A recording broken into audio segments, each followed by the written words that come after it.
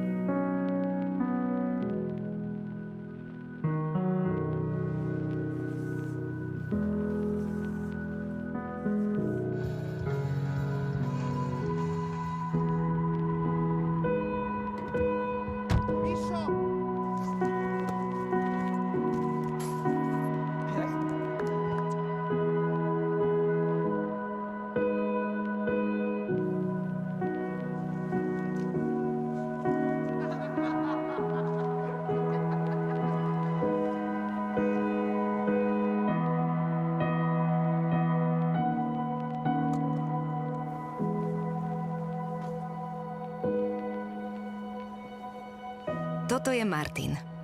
Martin je buddy. Pomáha deťom, ktoré nemôžu vyrastať v rodine, zaradiť sa do spoločnosti. Buď ako Martin. Buď buddy. Did you see the subtitles? So probably not, right? So in the end, they said, this is Martin, he's a buddy. He's helping children, what we call orphanages in Slovakia, to come back into society. So that was... Now the man behind it, an investor, entrepreneur, artist, inventor, sportsman, artsman, Ladislav Kossar.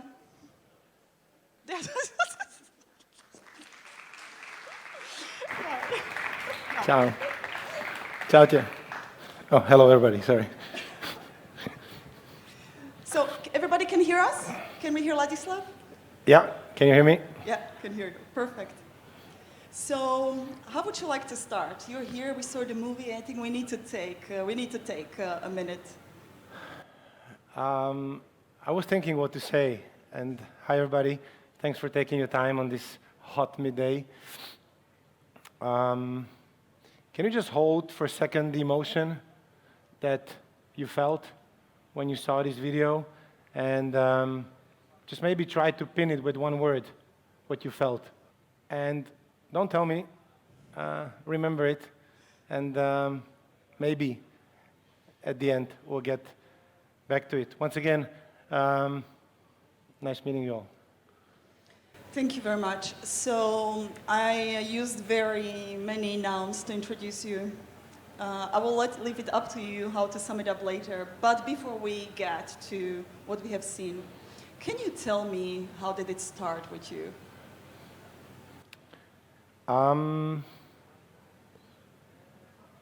Probably with my birth. Probably? Probably with my birth, my mama and papa some 40 plus years ago. And I guess why I ask you to remember that emotion that you felt, because I feel very fortunate. I feel very fortunate to have grown up in a family of a loving mom, loving dad, in Bratislava, Slovakia. A nice middle-class family, mom a doctor, dad an engineer, and was really blessed with seeing nice examples at home. My sister would probably come up with stories what a crazy brother I've been. And yeah.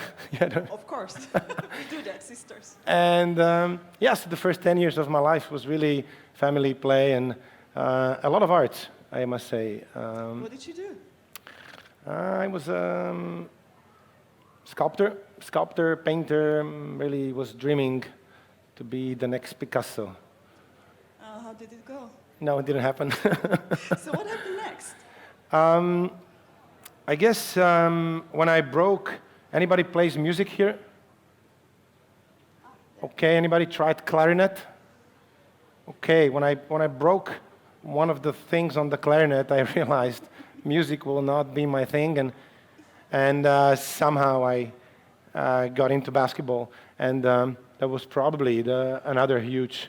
Actually, I forgot to ask, who do we have here in the audience? Do you mind if I ask them? Of course not. Is anybody here an entrepreneur? Wow. Is anybody here a student? Anybody an artist? Great. Anybody doesn't know what he wants to be? Great. That will be a thread in our discussion, as you will notice. So really my next dream, and this will be kind of chapters of my big life dream, was to become Michael Jordan, or whoever knows Dražen Petrovic. I really thought playing ball, practicing twice a day, would be my thing. And actually my entire high school was basketball, winning, losing, so basketball was 10 years of my life. I know it was pretty impressive. You went to some championships, won some title. I think it's important to mention, right? I'm happy Eva says that, because I like to speak more about my failures. Yeah, he's modest. No. It's like I really feel 99% of the things I've done didn't work out. But maybe, as Michael Jordan said, I tried 400 times, and 1% from 400 is 4. And maybe 4 things worked out. So, I was a crazy street baller. I went to world championships in street ball in Budapest. We won the national team with my team in Slovakia. I actually almost got to play college basketball in the States. But my basketball dream also ended. How? How? This is, by the way, the first time we're doing an interview. Please rank us at the end if we lose the thread. I got kicked out of the team. So whoever here had a dream that he was building towards and walking towards and invested a lot of time in it, and then it just kind of crashed. It happened to me when I was around 20, when I didn't make the next level team, and did my crying. And maybe one of the best things that happened to me, that the coaches helped me shape, that maybe it's investing in my legs is not my best investment. And there goes another chapter. Tell us about that. The journey from your legs, where to? I told at the beginning that who has a good example in their parents or brothers, sisters? My mom is a child doctor, and I kind of saw education and investing in this chakra make sense. So I figured, okay, not a baller, but a lawyer is maybe something that could make sense for me. I was starting to feel some sense of justice. And I felt law is the art of just and good. I felt law could be something that I know, and worst case, if I finish law school and I'm unemployed, anybody knows about a lawyer that cannot pay bills, right? So I thought, okay, and starts 6 years of my law studies and a lot of stories during those times. So which of the stories you think? Yeah, you told me a lot. So this wasn't straightforward because there was law in Slovakia, there was Harvard, there was cleaning, there were bars. I think what is important to me, right, you seem to reinvent yourself, right? You face failures, then you stand up and begin something different. I think my question is, and also where we're heading to, how do you keep reinventing yourself? What is the drive? How do you manage to stand up in front of the mirror and say, Lazo, this is the next thing you should do and get energy for it? Is anybody here lying to themselves? Oh yeah, there we go. I realize it would be pretty nice that there's one guy I don't lie to, and it's me. So maybe it's a blessing from God. I always had this vision here and what I'm doing here, and if these things were off, I kind of sense that this is off. So during those 6 years of studies, and who needs to pay bills here, right? So I was kind of combining two things: how to pay bills for law school in Holland, Harvard, and Netherlands, and at the same time trying, who am I? All these languages that I speak, should I be a diplomat or not? This creativity that I have from art, should I be an artist? Should I be a creative man in an agency or not? And the only way to know is really try. And I kept, I guess, trying a lot during the entire law school of what are the things I think I could love, but I don't. And in the moment I realized this is not me, boom, off I go. So by the time I finished Harvard, got back to Slovakia, got my Slovak degree, I definitely knew one thing: not advertising, not lawyer, not United Nations, but I didn't know what. And I didn't tell you, I really wanted to be James Bond. And So you went to investment banking for that? no, that's the trick. You don't see James Bond kind of on profesia.sk or jobs.com. So I kind of had this image: nice suit, traveling, and saving the world. So there was starting the saving the world, the peacemaker piece, the traveling piece, but really nothing matched as a job James Bond. So James Bond didn't come. So I went to New York, became a waiter, again, to pay bills. Whoever needs to do that understands that, hey, every day $100 is good. And I sent out my CVs and was waiting. And there was another thing I told you, that I really wanted to know something. And when I realized I don't want to be a lawyer, I was like, what I want to know? And it's a pretty profound thing, because we see in a world there's a lot of superficial stuff, and actually knowledge is power, knowledge is freedom. Not only love is power, knowledge is power. So I waited for the right thing, and had a funky headhunter from Harvard, and he found me a job, and I became a banker. So I became an investment manager in the largest German asset management company, where starts another chapter of employment. I actually really was employed. For how many years? I think before I got fired, 4. Yeah. Before you got fired. Yeah. So you did become Michael. Sorry, I was made redundant, and I waited for my redundancy. Sorry to say that. Well, I thought that I'm a tough person, but this could break me, you know? I mean, like Michael Jordan and James Bond, and then, you know, earning millions in investment banking. Bunch of real dreams, right? Yeah. So what was the next thing? I mean, I know, but I would imagine you can't wait to hear. Well, whoever understands finance or ever touched any kind of finance may find themselves in one of these stories. I experienced 3 beautiful years of German finance, 9 bis 5, 9 bis 4, Feierabend, Mittagspause, which kind of means lunch break, 9 to 5, really nice, calm, beautiful working environment where I learned how to count money.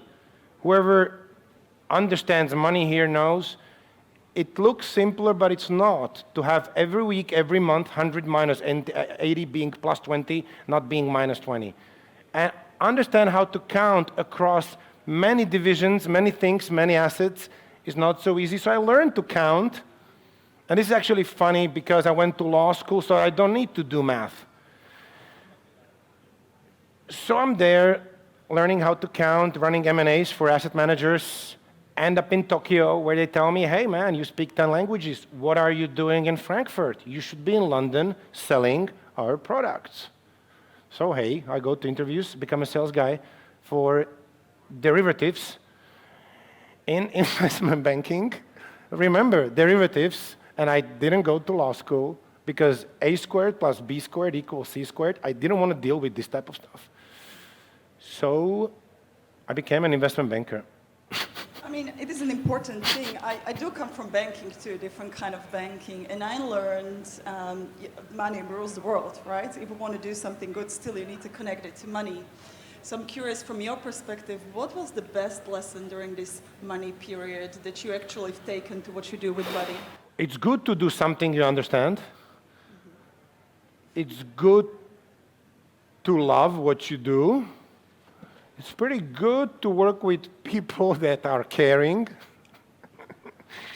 Because I really got into one of the most aggressive banks in London, where I cried about 2 times a week in the toilet after eating my squared sandwich with Coke, Diet Coke.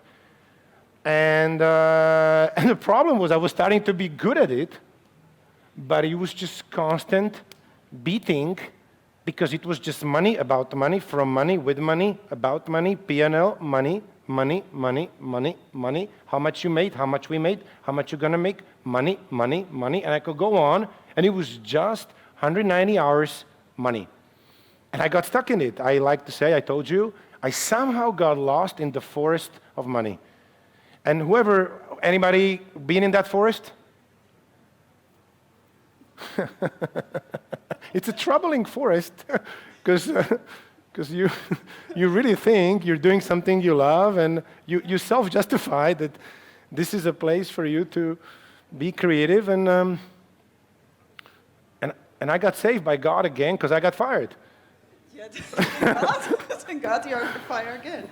But then, didn't you move to Slovakia? I mean, the last time you were in London, and then you went back to Slovakia? Well, there was something before. I keep asking you questions because I know it's hot and I don't want you to fall asleep. And is anybody awake? All right, decent. We got 3 people listening. This is success. Great. I cried again. I cried. The question was, who felt here ever? I'm a complete muppet. What am I doing? Many times. And I was 30, and I felt like a complete muppet. It's like, I need to start all over again? Or what? I should go to the next bank, and I'm going to do the same stuff there, and there's going to be another type of aggressive boss. And I have this other gift that I can kind of play, not only this type of create, this type of films, but also play my own life forward. Then go there, look at me, and imagine, is this the journey I want? So I've done that. After I got fired, and I said, I want to be a banker for the next X years. And I said, And if other things don't work out, I can still go back to being a banker. So I got a call from Prešov, a beautiful town, East Slovakia, which started another chapter. I keep pausing so I get some breath. So are we now approaching, right? Because the whole story keeps culminating in what we have seen. So you came to Slovakia and a miracle happened and you started Buddy, or was there again something in between? No. This video is still. I mean, this video is from last year, what we saw, but there was still 2 years when I got back home, and I guess the only thing is new is how to count money. So. But it's pretty good, because at least I knew one thing. So one of the last deals I've done was help finance a multi-$100 million shopping malls around Europe, and somebody called me from Prešov. Hey, there's a guy in Slovakia who needs 40 million bucks. Can you help me raise the money? I said, okay. I know how to do spreadsheets. Oh, okay, I'll help him raise. If this works out, maybe in the next 2 years, I don't need to go back to Citibank. And if it doesn't work out, well, I keep my flat in London, pay rent. I can go back to banking, and bankers will be needed. So I dive into it. I started advising the construction and the financing of this mall. It worked out. I got screwed. Is this politically correct to say? Yes. So I was supposed to be paid about 10 million bucks or so, which I didn't get paid. So it was a big lesson of humility, of check with my relationship with my mama. It was really beginning of understanding how important values versus money is, because really values get turned on when they come in a fight with money. That's really, even Bible says it often, that you need to choose which God you serve. Because I wanted to chase that money, because I deserved it. I worked 2 years on it, but I felt I would be losing me. I could not look at my mama's eyes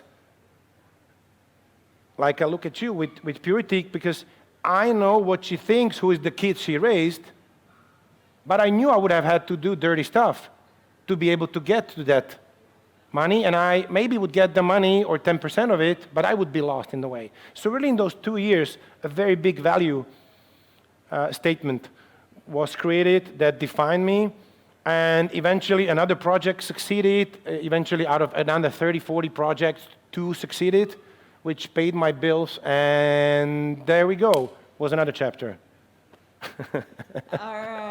Are we getting closer to the magic with the beads? Yeah, we are. Yeah, They're on my hands. please They are. notice these beads. We brought them. There's a mall in Bratislava. It keeps malls are somehow in my life. And there was orphans selling beads in a mall. Usually they sell it for $1 or $2. I gave them $30. Wanted to leave, and the caretaker said, no, you cannot leave. You just come visit us and see what we do. So I did. We have 100 orphanages in my country. So I went to visit one of them. They're called children's homes. And I asked that magic question, how can I help? And this woman, as if sensing the future social entrepreneur in me, she basically ordered me my life. She said, figure out a way for these kids inside of these institutions, how they could spend quality time outside of this orphanage. Okay. Who knows anything about orphans here? No. 1, 2. You do? Yeah.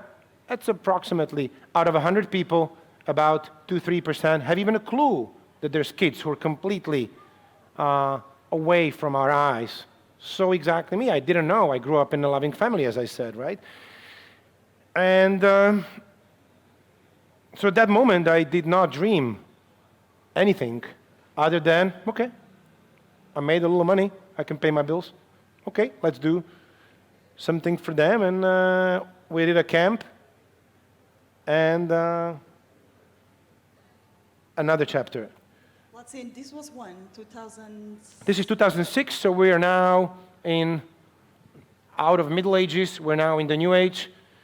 And A teenager, 15 years, but he's a teenager. but he's a teenager, right?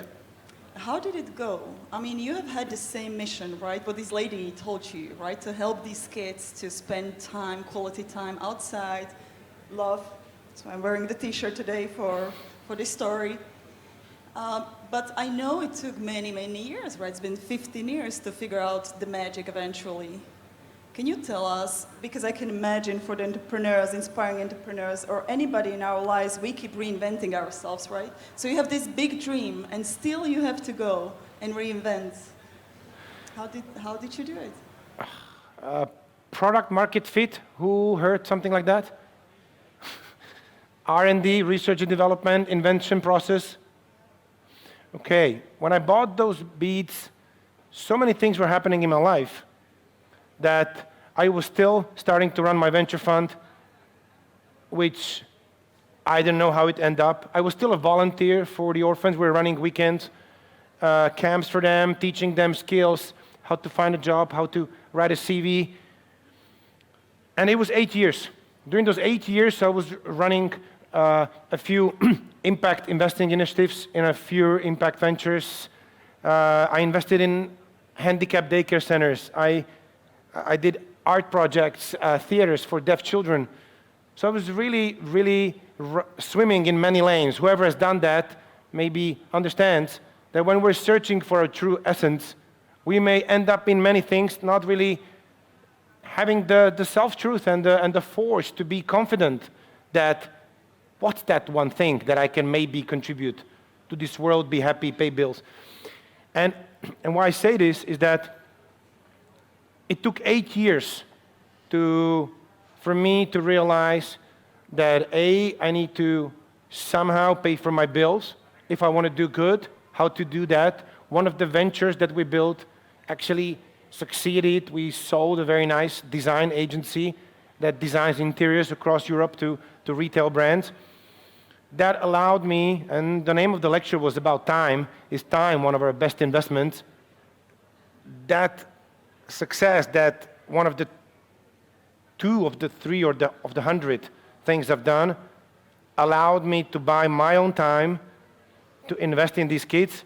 And I realized that this will not happen if I don't give myself fully to something that really resonates in my heart, connects me to my gratitude, to my family, and actually utilizes all of all of the tools in my toolbox that I developed over the 30 plus years. So all of those things, I kind of went very wide with the many things I've done, and then I kind of came back and realized, wow, now came the time to actually fully devote myself to this project.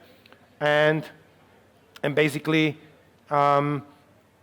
we met one of the volunteers, not the one on the video, that's an actor, but one of the volunteers after 8 years told me, I still hang out with my buddy that I met 8 years ago on one of the events. And that was when I understood that these kids really need that one most important asset we have, as Kika is showing, time. And I realized what we need to give to these kids is not events, is not hardware, which is paid for by the state, food, education, but they need love. And basically, the last years, we've been developing how to bring one-on-one volunteer mentors to kids in orphanages, which give them wings to fly, to be them, to be their best them. So the one-on-one mentor, person-to-person relationship, right? That friendship, that thing that we call love, that's the magic that you have found. But we have started this talk with a very brave idea.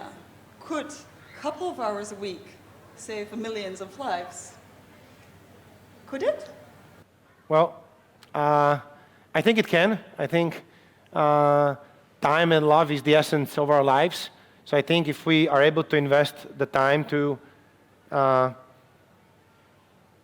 things that matter, we may make the better world. And in my case, the numbers are simple. We have at least 1 million orphans in Central Eastern Europe, between St. Petersburg and Bucharest, between Prague and Athens.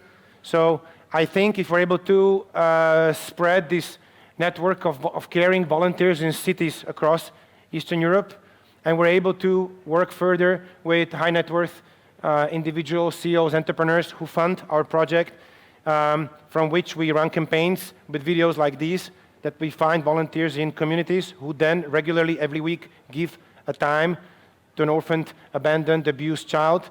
He then can become in 10, 15 years a contributing member. So I truly believe if I dedicate my life, my time, the next 50 years, if I live to 100, I think we can. I think we can. At least I do dream we can. Yeah, we can. We can before, because the clock is ticking towards the end, but I love the one question that is behind us. Is a question? From Stefanos. Where is Stefanos? Ah, look, let's see. Where's Stefanos? There. Oh, thank you for your question, man. Thank you. So what inspires you? And how do you feel when you help the kids? And we think you're amazing. You do an amazing job. Love it. What inspires me is what? Oh, it's a different question now. From David and Joseph. Please answer this one. Which one? What inspires you? Can I do that? Yeah. Go ahead with the question. But David and Joseph asked. Okay, David and Joseph. Where's David and Joseph? There. David and Joseph. What inspires you? Love. Really, the absolute ability to accept somebody.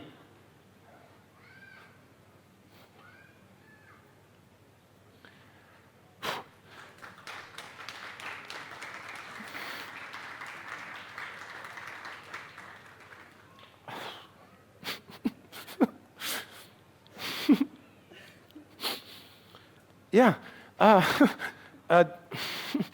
the absolute ability to be patient, to be I didn't think this, to be really kind, to be there, and it just fascinates me that there's little humans who did not get love, who were like that. They were like thrown away, and we then stomp upon people, and then they further fall, and they just disappear. And what fascinates me is that with just time, by just giving time, we can actually do this, and he becomes a real functioning clock that actually is useful, is contributing, and can start his own family and his own time, his own story. So what inspires me is people who are able to love, who are patient, who can shut up, who can accept, who love, who give, and if we can basically convert one of the most amazing energies in that forest of money where we get lost into a creative energy of love that gives wings, that turns us on as humans. Is anybody who's doing that, who is running this software company called Money to Love, is who inspires me. Sorry for this. Thank you so much. From our heart, Ladislav. Thank you. Ladislav Kossar.